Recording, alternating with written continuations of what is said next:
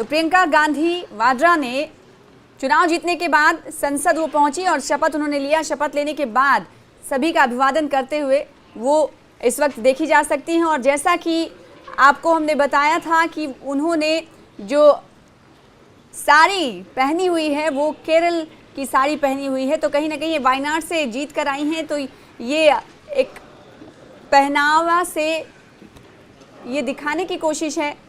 केरल साड़ी इस वक्त केरल की साड़ी इस वक्त सिग्नेचर करती हुई आप प्रियंका गांधी को देख सकते हैं। प्रियंका गांधी वाड्रा वायनाड से जीत कर आई, उपचुनाव सांसद बन गई हैं। श्री चौहान रविंद्र वसंतराव धीरे धीरे कर एक एक सांसद आगे की ओर बढ़ रहे हैं और शपथ ले रहे हैं। उपचुनाव में जीते सांसदों का शपथ इस वक्त पार्लियामेंट में जारी है।